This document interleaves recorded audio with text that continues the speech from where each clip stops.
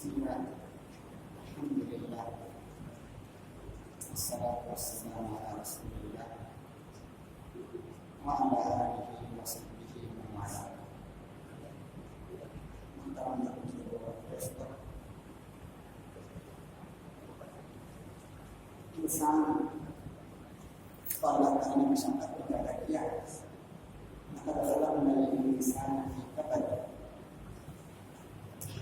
خوشی اور غم یہ وہ انسان کا وصف خاص ہے.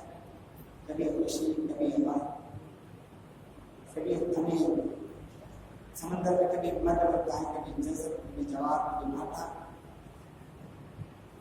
تو کبھی برکھا کبھی سوکھا. یہ خشکی کی علامت ہے، زمین کی علامت ہے. تو انسان کی زندگی میں بھی کبھی خوشی کے حالات آتے ہیں، کبھی غم کے حالات آتے ہیں. تو غم اور خوشی سے ایک مرکب انسان ہے. کوئی انسان یہ دعویٰ نہیں کر سکتا کہ میں ہمیشہ خوشی ہوں. غم مجھے چھو کر بھی نہیں گزرتا، غم سے مجھے سروکاری نہیں، یہ کوئی دعویٰ نہیں کر سکتا. یا تو وہ غافل ہے. اللہ کے نبی نے جو کہا کہ اللہ تعالیٰ پکڑنے پر آتا ہے، ایسا پکڑتا ہے کہ پھر چھوٹ نہیں پاتا. تو کبھی مہلت ملتی ہے تو آدمی سمجھتا ہے کہ پھر غم سے مجھے سبق ہی نہیں. تو غم اور پریشانی اور خوشی ملی جلی جذبات کا نام انسان ہے. بڑا سے بڑا اربپتی وہ بھی نہیں کہہ سکتا کہ مجھے غم لائق نہیں ہو سکتا. اس کے پرابلمس اور ہیں، اس کے مسائل اور پریشانیاں اور ہوتی ہیں. اسی طرح جس طرح شاعر کہتا ہے جبت علی قدر وانت تريدها صفا من الآلام والاقدار. میں تو بنا ہوں مشقت سے بنا ہوں میں، اور تم اسے چاہتے ہو کہ میری زندگی مصائب اور پریشانی سے خالی ہو. یہ نہیں ہو سکتا. تو انسان مصائب اور مصیبت اور پریشانی اور خوشی کا مجموعہ ہے. اسی طرح کوئی یہ بھی دعویٰ نہیں کر سکتا کہ مجھے خوشی نہیں ہوئی، مجھے خوشی حاصل نہیں ہے، خوشی سے مجھے سامنا ہی نہیں، میں غم کا پتلا ہوں، پریشانیوں کا پتلا ہوں، آلام کا پتلا ہوں. یہ بھی نہیں کہہ سکتا. اگر بندہ مصائب پر صبر کرے اور نعمتوں پر شکر بجا لائے تو یہ شکر بجا لانا نعمتوں کے زمان کا خبر سبب بن جاتا ہے. لیکن شکرتم لأزیدنکم، اگر تم شکر ادا کرو گے تو تمہیں اور مزید بڑھا دوں گا. تو میرے عزیز اور دوستو، ہمیں سمجھنا چاہیے کہ غم اور خوشی کی حقیقت کیا ہے. خوشی اور غم کیا ہے؟ خوشی اور غم یہ گویا کہ اللہ نے دنیا کو پیدا کیا تو غم اور خوشی اللہ نے انسان کے اندر رکھ دی ہے آزمائش کے لیے. یہ دنیا آزمائش گاہ ہے، مصائب گاہ ہے، دارالامتحان ہے. دنیا کے امتحانات میں دیکھیے مصائب ہوتے ہیں، پریشانیاں ہوتی ہیں، جھمیلے آتے ہیں، آدمی اپنی صحت تک کو کمزور کر دیتا ہے. دنیا کے امتحان کے لیے پریشانیاں کا سامنا ہوتا ہے، خوشیاں بعد میں ملتی اسے. تو یہ دنیا کی دارالامتحان ہے، دارالمصائب ہے. الذی خلق الموت والحیات لیبلوکم ایکم احسن عملا. جس نے زندگی کو پیدا کیا اور موت کو، کیوں؟ لیبلوکم، تاکہ تمہیں آزمائے، تمہارا امتحان لے. ایکم احسن عملا، تم میں اچھا اور بھلا عمل کرنے والا کون ہے؟ یہ آزمائش مقصود ہے. تو یہ دنیا دارالامتحان ہے. اور بقول مولانا مرید علیہ الرحمہ، موت زندگی کے اختتام کی گھنٹی کا نام ہے. تو موت وہ زندگی کے اختتام کی گھنٹی ہے. تو سمجھیں موت، خوشی اور غم کی حقیقت کو انسان کو سمجھنا چاہیے کہ دنیا دارالامتحان ہے. یہ دنیا سیر و سیاحت کی جگہ نہیں ہے. میری اور آپ کی حیثیت اس دنیا میں ٹریولر کی ہے، ٹورسٹ کی نہیں ہے. کہ دنیا ہمارے لیے موج مستی کی جگہ ہو، سیر و سیاحت کی جگہ ہو، تفریح کی جگہ ہو. یہ نہیں ہے. سیدھا قرآن کہتا ہے ما اصاب من مصیبت فی الارض ولا فی انفسکم الا فی کتاب من قبل ان نبرأها. انسانوں کی دنیا میں پیدا کیے جانے سے پہلے اللہ نے لکھ دیا ہے. کیا تمہیں مصیبت لاحق ہوگی زمین میں تمہاری اپنی جانوں میں؟ یہ اللہ نے تقدیر میں لکھ دی ہے. نوشتے یعنی دیوانی نوشتے تقدیر میں لکھا جا چکا ہے. پھر کہہ رہے ان ذالک علی اللہ یسیر، اور یہ چیز اللہ کے لیے آسان ہے. پھر اللہ تعالیٰ مقصد کہہ رہا ہے وَلِكَيْ لَا تَأْسَوْا عَلَى مَا فَاتَكُمْ وَلَا تَفْرَحُوا بِمَا آتَاكُمْ. جو چیز تم سے چھوٹ گئی ہے اس پر تم افسوس نہ کرو. یہ کیوں ہے؟ اللہ تعالیٰ نے جو ہو چکا، جو ہمیں پہنچنا ہے وہ تقدیر میں لکھا جا چکا ہے. کیوں؟ تاکہ تمہیں جو چیز تم سے چھوٹ جائے اس پر تمہیں کبھی افسوس نہ مرنا پڑے، سر پیٹنا نہ پڑے، کبھی افسوس نہ مرنا پڑے.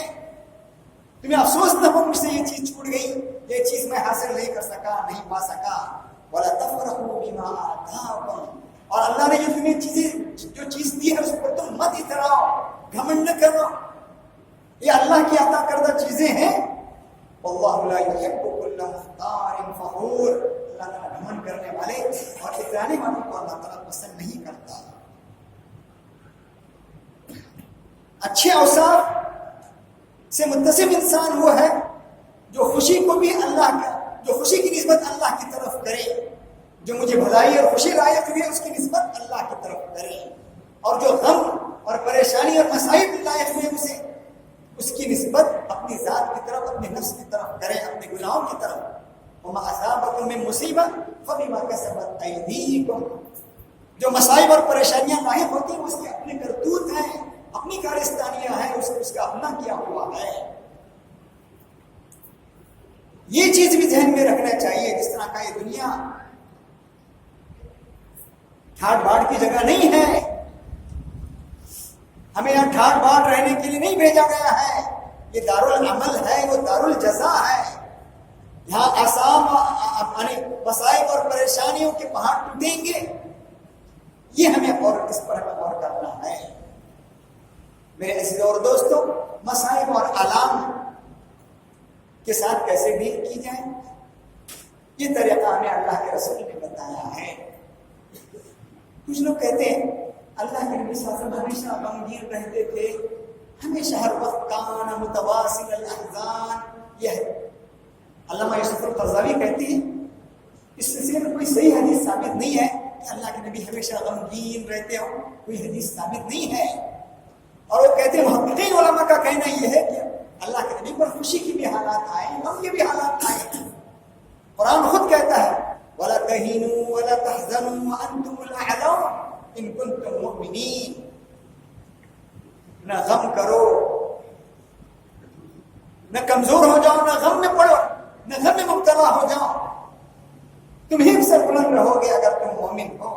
اللہ کے نبی سے یہ بھی کہا گیا، ان کے مشرکین مکہ کے تانے اور طنز و تانے کے نشتر جو پھینکے جاتے تھے آپ پر، اللہ کے نبی سے کہا گیا وَلَا يَحْزُنكَ قَوْلُهُمْ، ان کی یہ باتیں آپ کو غم میں نہ ڈالیں، ان کی یہ باتیں آپ کو غمگین نہ کریں، دلگیر نہ کریں.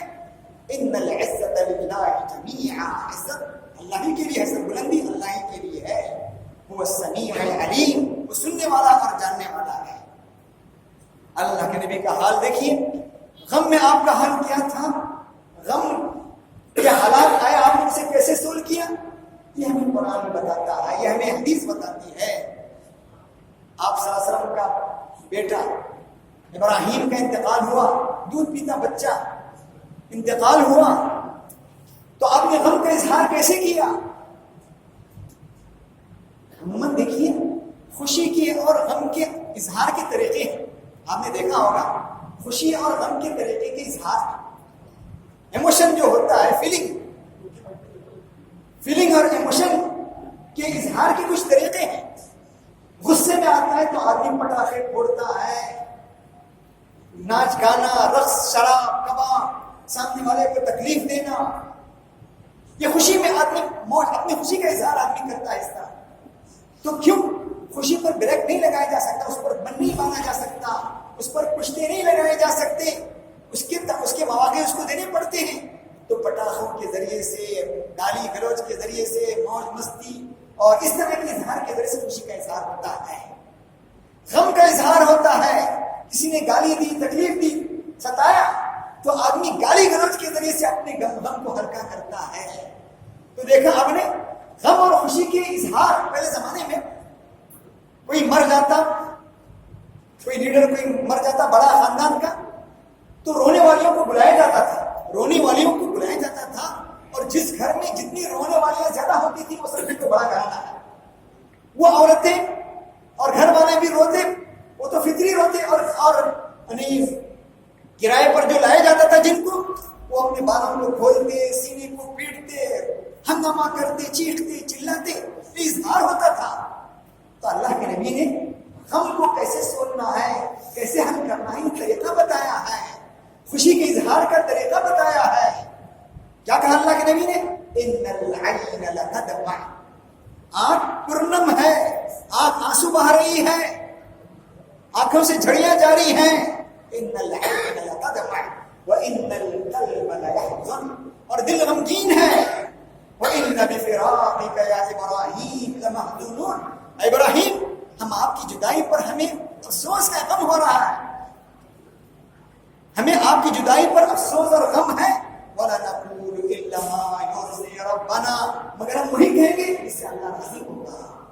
تو یہ غم کے حالات، اسے سلوک کرنے کے طریقے اللہ کے نبی نے بتائے. بحث دائی کے آپ پر کیا کیا حالات آئے. قوموں نے آپ کی دعوت سے اعراض کیا، آپ کو گالیاں دی، آپ کو تکلیفیں دی، اور آپ بھی پریشان ہوئے جا رہے تھے قوم کے غم میں. تو آپ سے کہا، کیا کہا گیا؟ فَلَعَلَّكَ بَاخِعٌ نَفْسَكَ عَلَىٰ آثَارِهِمْ، ان کے پیچھے پڑھ کر آپ کہیں اپنے آپ کو ہلاکت میں نہ ڈال دیں. باخ، اپنے آپ کو ہلاکت میں نہ ڈال دیں، ٹوڑ کر. جیسے کہ بہت زیادہ غم بھی انسان کے لیے بیماری کا سبب بنتا ہے، موت کا سبب بنتا ہے. قرآن کی تعبیر دیکھیے، لَعَلَّكَ بَاخِعٌ نَفْسَكَ، ہو سکتا ہے کہ آپ اپنے آپ کو ہلاکت میں ڈال دیں ان کے پیچھے پڑھ کر. إِن لَمْ يُؤْمِنُوا بِهَٰذَا الْحَدِيثِ أَسَفًا، اس قرآن پاک پر یہ ایمان نہیں لا رہے تو آپ کو کفی افسوس ملنے کی، غم کرنے کی ضرورت نہیں ہے. وَمَا عَلَيْكَ إِلَّا الْبَلَاغُ، آپ پر صرف بات کو پہنچانا ہے. لَسْتَ عَلَيْهِمْ بِمُسَيْطِرٍ، آپ ان پر حوالہ دار بنا کر نہیں بھیجے گئے ہیں، کوتوال بنا کر نہیں بھیجے گئے، آپ کو پیغام پہنچانا ہے. آپ کو افسوس ہوتا تھا کہ میری باتوں کو لوگ سن نہیں رہے ہیں، سنی انسنی کر رہے ہیں، کانوں میں انگلیاں ٹھوس رہے ہیں، تکلیف دے رہے ہیں. تو آپ سے کہا گیا اس طرح، فَلَا تَذْهَبْ نَفْسَكَ عَلَيْهِمْ حَسَرَاتٍ، آپ کو غم اور افسوس کرنے کی ضرورت نہیں ان پر. ان اللہ علیم بما یصنعون، وہ جو کچھ کر رہے ہیں اللہ سے جانتا ہے. اس لیے علامہ ابن قیم نے بتایا ہے غم اور پریشانی میں، خوشی میں آپ کے طریقے کیا تھے. خوشی میں آدمی ہنستا ہے، مسکراتا ہے، اظہار ہوتا ہے. خوشی میں چہرہ دمکنے لگتا ہے، چمکنے لگتا ہے، اور غم میں چہرہ لٹکا ہوا معلوم ہوتا ہے، مردنی چھا جاتی ہے چہرے پر، ہوائیاں اڑنے لگتی ہیں. تو اللہ کے نبی کا طریقہ، علامہ ابن قیم کہتے ہیں، وَأَمَّا بُكَاؤُهُ فَكَانَ مِن جِنسِ ضِحْكِهِ، آپ کا رونا بھی آپ کے ہنسنے کے طریقے سے تھا. آپ کا ہنسنے کا طریقہ کیا تھا؟ منہ کھول کر ہنستے نہیں تھے، آپ مہکانے لگاتے تھے. فَلَمْ يَكُنْ بِشَهِيقٍ، زور سے چلانا رونا یہ نہیں ہوتا تھا. وَلَا رَفْعِ صَوْتٍ، نہیں اپنے آواز کو بلند کرتے تھے.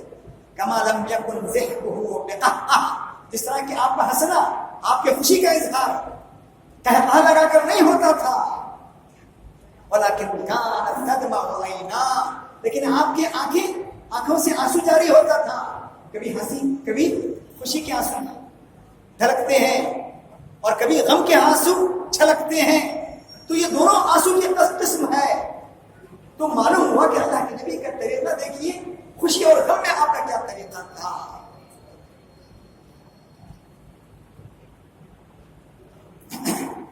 آپ صلی اللہ علیہ وسلم کی خوشیاں کیا ہوتی تھی؟ خوشیاں اللہ کو راضی کرنے کے لیے، خدا کی طاعت کے لیے خوشیاں ہوتی تھی. قوم کو اللہ کی طرف دعوت دینے کے لیے، قوم حق قبول کر رہی تو اس پر آپ خوش ہوتے تھے. آپ کی خوشیاں بھی قوم کے مفاد میں، قوم کو فائدہ پہنچانے میں ہوتی تھی، اپنی ذات کے لیے نہیں. آپ کی خوشیاں اپنی ذات کے لیے نہیں ہوتی تھی، غیروں کے لیے. یعنی اپنا مفاد کبھی آپ نے مقدر نہیں کیا، زکوٰۃ کو اپنے لیے اپنے خاندان والوں کے لیے حرام قرار دیا، صدقے کو تو معلوم ہوا آپ کی خوشیاں غیروں کے لیے تھی، اپنوں کے لیے نہیں تھی۔ آپ کے ساتھی جنگ میں ہیں، اچانک آ گئے تو اس پر آپ خوش ہوتے، آپ کا چہرہ دمکنے لگتا۔ ایک مرتبہ خیبر کی فتح کے بعد آئے حضرت جعفر تیار آئے تو اللہ کے نبی نے کہا واللہ لا ادری بأیہما اسر بفتح خیبر او بقدوم جعفر، پتہ نہیں مجھے خوشی کس میں ہو رہی ہے، خیبر کی فتح پر یا حضرت جعفر رضی اللہ عنہ کے آنے پر، ایک طویل غیبوبت کے بعد، غائب ہونے کے بعد۔ تو آپ کی خوشی کا اظہار دیکھیے۔ میرے عزیز اور دوستو، یہ ماہ رمضان بھی دیکھیے ہمیں خوشی اور غم کیسے کرنا ہے یہ سکھاتا ہے۔ خوشی کیا ہے، غم کیسے منانا ہے، یہ ہمیں قرآن سکھا رہا ہے۔ آپ دیکھیے میرے عزیز اور دوستو، پیاسا رہنا، بھوکا رہنا، اس سے انسان کو تکلیف ہوتی ہے۔ ہم نہیں کہتے نعوذ باللہ ثم نعوذ باللہ، جس طرح علامہ اقبال نے کہا تھا کچھ لوگوں کے بارے میں، تب آزاد پہ قید رمضان بھاری ہے، تب آزاد پہ قید رمضان بھاری ہے، تم ہی کہو کیا یہی آئین وفاداری ہے، تم ہی کہو کیا یہی آئین وفاداری ہے۔ جو سمجھتے رمضان غم کا مہینہ ہے، آزاد تب والے روشن خیال لوگ وہ سمجھتے رمضان قید خانہ ہے، جیل خانہ ہے، مصائب خان بھوکا رکھا جا رہا ہے، پیاسا رکھا جا رہا ہے، اللہ کو کیا پڑی ہے، ہمیں بھوکا پیاسا رکھ کر اللہ کو کیا پڑی ہے ہمیں تکلیف دے کر، اس طرح کے تانے۔ ہم کہتے ہیں رمضان ہمیں مصیبت جھیلنا سکھاتا ہے، پریشانیوں کو جھیلنا سکھاتا ہے، پیاس اور غم۔ کہتے ہیں اردو کی مثل ہے، پیٹ کا جلا گاؤں جلائے، پیٹ کا جلا گاؤں جلائے۔ یہ بھوکا پیاسا آدمی گاؤں کو جلاتا ہے، دشمن کے ہتھے چڑھتا ہے، تو یہ بھوکا پیاسا رکھ کر ہمیں کہا جا رہا ہے مسائل آنے پر کس طرح انگیز کرتے ہیں، بھوک پیاس کو، پریشانیوں کو کیسے جھیلنا آتا ہے، یہ ہمیں سکھاتا ہے رمضان، یہ ہمیں بتاتا ہے۔ قرآن کہتا ہے ذالک بأنہم لا یصیبہم ظمأ ولا نصب ولا مخمصة فی سبیل اللہ، پھر آگے کہہ رہا ہے الا کتب لہم بعمل صالح ان اللہ لا یضیع اجر المحسنین۔ دیکھا آپ نے، راہ خدا میں جو پیاس، جو بھوک، جو تھکاوٹ تمہیں لائق ہوتی ہے، جو مسائل تمہیں جھیلنے پڑتے ہیں، اس پر بھی تمہیں اجر ملتا ہے، اور اللہ تعالیٰ اچھے کام کرنے والوں کا اجر ضائع نہیں کرتا۔ اب راہ خدا میں بھوک اور پیاس کا سامنا ہو رہا ہے، ماہ رمضان میں بھوک اور پیاس کی شدت، گرمی کی شدت میں بھوک اور پیاس کا سامنا ہو رہا ہے، اس پر اجر مل رہا ہے، اجر ملا جا رہا ہے، اسے سکھا رہے، اسلام سکھا رہا ہے بھوک کو کیسے برداشت کرنا ہے، فقر و فاقے کو کیسے برداشت کرنا ہے، مصائب کو کیسے جھیلنا ہے، یہ ہمیں ماہ رمضان سکھا رہا ہے، روزہ ہمیں سکھا رہا ہے۔ اسی طرح 12-13 گھنٹے 14 گھنٹے بھوک پیاسے سے رہے، جیسے ہی افطار کا موقع آیا خوشی دمکنے لگی چہرے پر، یہ فطری چیز ہے۔ 30 دن تک بھوکا پیاسا رکھا جا رہا ہے، مصائب اور پریشانیوں کو جھیلنے کا عادی بنایا جا رہا ہے، اور پھر افطار کے وقت للصائم فرحتان، روزے دار کے لیے 2 خوشیاں ہیں۔ دیکھا آپ نے، 2 خوشیاں، للصائم فرحتان، فرحۃ عند فطر، ایک خوشی افطار کے وقت 14-15 گھنٹے بھوک پیاس سے گزر رہا تھا، تھکاوٹ میں مبتلا تھا، اچانک خوشیاں چمکنے لگی، خوشیاں۔ اسی نے کہا فوراً روزہ رکھنا چاہیے، فوراً افطار کرنا چاہیے، جیسے ہی اذان دے تاخیر نہیں کرنا چاہیے، خوشی منانے کا حکم ہے۔ اب ان خوشیوں میں آدمی کیا کر رہا ہے، اللہم لک صمت وعلی رزقک افطرت، دعائیں پڑھ رہا ہے، ذهب الظمأ، پیاس ختم ہو گئی، تھکاوٹ ختم ہو گئی، وابتلت العروق، رگیں تر ہو گئی، دعائیں کر رہا ہے۔ ہمارے یہاں خوشی اور غم کا معیار یہ ہے، یہ ماہ رمضان یہ ہمیں ٹریننگ دے رہا ہے۔ اب ہم دیکھیے ہمارے اداروں کا حال، جماعتوں کا حال، بہت سے لوگوں کا حال دیکھیے، خوشیوں میں آپے سے باہر ہوتے ہیں، خوشیوں میں آپے سے باہر، جامے سے باہر، غیروں کی روش کو اپناتے ہیں، پٹاخے پھوڑنا، نعرہ بازی، تکلیف دینا، اسلام نہیں کہتا۔ خوشیوں کا اظہار یہ نہیں ہے ہم اپنے برادران وطن کو دیکھیے ایسے موقع پر خاموش رکھتے ہیں. یہ طریقہ اسلام نہیں کہتا. خوشی منانا پٹاخے پھوڑ کر نعرہ بازی کر کے. دیکھیے کسی عرب مفکر نے بہت اچھی بات کہی. وہ کہتا ہے زمانے کا پاسا حالات کا پاسا پلٹتا رہتا ہے. وہ کہتا ہے وہ پرندے جن کی غذا کیڑے مکوڑے ہیں, کیڑے مکوڑوں سے ان کی زندگی ہے, کیڑے مکوڑے کھا کر ان کی زندگی ہوتی ہے. وہی پرندہ جب مرتا ہے کیڑے مکوڑوں کی غذا بن جاتا ہے. تو حالات پلٹا کھاتے ہیں, پاسا بدلتا رہتا ہے. ہمیں دائی کی حیثیت سے, مسلمان کی حیثیت سے ہمارا کیا تعلق ہونا چاہیے دشمنوں کے ساتھ بھی, اغیار کے ساتھ بھی. کنتم خیر امہ اخرجت للناس کہا گیا. لا تستوی الحسنۃ ولا السیئۃ, نیکی اور برائی برابر نہیں ہو سکتی. ادفع باللتی ہی احسن کہا گیا. سامنے والا برائی سے معاملہ کر رہا ہے تو اچھائی سے تو کہہ رہا ہے. فإذا الذی بینک وبینہ عداوۃ کأنہ ولی حمیم, جن کے درمیان کٹر دشمنی تھی وہ تمہارا کٹر دوست بن گیا. تو میرے عزیزوں, مصائب میں, خوشیوں میں اور غم میں ہمارے آدفع غم میں ایسے ہم نڈھال ہو جاتے ہیں کہ ہمیں سوچنے کا طریقہ نہیں آتا کیسے ڈیل کرنا ہے سامنے والے سے. یہ یہودی اور عیسائی جانتے ہیں, دشمنوں کو بھی قریب کرتے ہیں خدمت خلق کے ذریعے سے, ان سے بھی فائدہ اٹھاتے ہیں, دشمنوں سے بھی فائدہ اٹھاتے ہیں. ہمیں یہ سیکھنا چاہیے. غم میں ایسے نڈھال ہو جاتے ہیں کہ دشمن کی خبر لینا یا دشمن سے ملنا, اس کو قریب کرنا, یہ ہمیں آتا ہی نہیں. ارے وہ لوگ جو درختوں کی پوجا کرتے ہیں, کیا خدمت خلق کے ذریعے سے انسان ان کی خدمت کرے؟ کیا وہ ہمارے عداد اور اعتبار سے رام نہیں ہو سکتے, ہمارے مطیع فرمانبردار نہیں بن سکتے؟ الانسان عبید الاحسان کہا گیا. تو میرے عزیزوں, خوشی اور غم میں یہ حالات, خوشی کیسے منانا ہے, غم کیسے منانا ہے, یہ ہمیں دیکھنے کی ضرورت ہے. یہ ماہ رمضان ہمیں سکھاتا ہے پیاسا اور بھوکا رکھ کر اپنی خواہشات پر بندش لگا کر, بریک لگا کر اسے سکھا رہا ہے. عوام مصیبتوں کو جھیلنے کا یہ طریقہ ہے. پھر افطار کر کے سکھا رہا ہے خوشیاں کیسے منانا ہے. اب دیکھیے عید کی خوشیاں دیکھیے. وَبِذَلِكَ فَلْيَفْرَحُوا کہا گیا. قُلْ بِفَضْلِ اللَّهِ وَبِرَحْمَتِهِ وَبِذَلِكَ فَلْيَفْرَحُوا کہا گیا. خوشی میں دیکھیے, خوشی کا دن ہے, آدمی خوشی کا اظہار ہونا چاہیے. یہاں ہمارے اللہ اکبر تکبیرہ, نماز میں بھی زائد تکبیرہ, تاکہ خوشی کا بیلنس قائم رہے, غم کا بیلنس قائم رہے, خوشی کا بیلنس قائم رہے. خوشی میں آدمی آپے سے باہر نہ ہو, جانے سے باہر نہ ہو.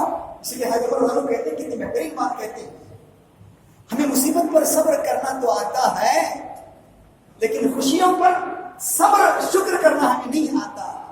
مصیبت پر صبر کرنا آتا ہے, لیکن خوشیوں میں صبر کرنا یہ ہمیں نہیں آتا. اس لیے حدیث میں فرمایا گیا تعرف الی اللہ فی الرخاء, خوشحالی میں, خوشی کے ایام میں اللہ کو یاد رکھ. یعرفک فی الشدہ, مصائب میں تجھے وہ یاد رکھے گا. تو خوشی منانے کے طریقے اسلام, غم منانے کے طریقے اسلام نے بتائے ہیں. ہمیں اسلام کے طریقے کو فالو کرنا چاہیے. اسلام نے جو حدود رکھے ہیں خوشی اور غم کے, اسے ہمیں نہیں پھیلانا چاہیے. اس لیے بقول ایک مفکر کے, رحم اللہ عبدا عرف حدہ ووقف عندہ, اللہ رحم کرے اس بندے پر جو اپنے حدود کو جان لے, عرف حدہ, اپنے حد کو پہچان لے, اسے نہ بھلائیں. عرف حدہ ووقف عندہ, اور ان حدود تک رک جائیں. خوشی کے حدود ہیں, غم کے حدود ہیں, انہیں نہ پھلانیے, انہیں پھلان کر معاشرے کو غم میں, پریشانیوں میں نہ ڈالیے. قرآن اور حدیث کے بڑی بڑی خوشیاں فتوحات ہوئی ہیں. فتح مکہ میں آپ کا کیا حال تھا؟ آپ کی گردن, آپ کا سر یعنی اونٹنی سے لگ رہا تھا. اس سے بڑھ کر کیا خوشی ہوگی؟ 10,000 کی فوج, پورا عرب گویا موتی ہو گیا آپ کا. آپ نے گھمنڈ, نعرہ بازی اور تکبر, گھمنڈ کا اظہار یہ نہیں کیا. تو میرے عزیزوں اور دوستوں, خوشی منانے کے, غم منانے کے طریقے ہمیں اسلام سکھاتے ہیں. خوشی میں بھی ہمیں جامے سے باہر نہیں ہونا چاہیے. غم کا اظہار, غصے کا اظہار ہمیں گالی گلوچ سے نہیں کرنا چاہیے. جو رمضان ہمیں سکھا رہا ہے, سامنے والا گالی گلوچ پر آ رہا ہے, مارنے مرنے پر آ رہا ہے, 30 دن تک کہا جا رہا ہے اذا کان یوم صوم احدکم ولا يرفث ولا يفسق ولا يجهل فإن صابه أحد أو قاتل فليكن إني صائم. جب تم میں سے کوئی روزے سے ہو، دیکھا آپ نے غصے میں آدمی ٹینشن سے ہوتا ہے، ٹینشن میں ہو اسے چھیڑے کچوکے لگائے تو بھگ جاتا ہے، آپے سے باہر ہو جاتا ہے. غصے سے ہے 14 گھنٹے 15 گھنٹے سامنے والا چھیڑ رہا ہے، کہاں جا رہا کہہ دو میں روزے سے ہوں، میں روزے سے ہوں. یہ ہمیں سکھا رہا ہے برداشت، سب خوشی کیسے منائے، غم کیسے منائے. سامنے والا تکلیف دے رہا ہے اس پر بھی کہہ رہا ہے کہہ دینا میں روزے سے ہوں. فَلْيَقُلْ صَائِمٌ. 30 دن تک جو آدمی اس طرح کی پریکٹس ہوگی، کیسا امن پسند، شانتی پسند، امن کا پرچارک ہوگا، کتنا بہترین انسان ہوگا، اور کیسے خوشی اور غم کو طریقے خوشی اور غم کے مسائل کو سولو کرنے کے افراد پیدا ہوں گے اس ماہ رمضان کے ذریعے سے. اللہ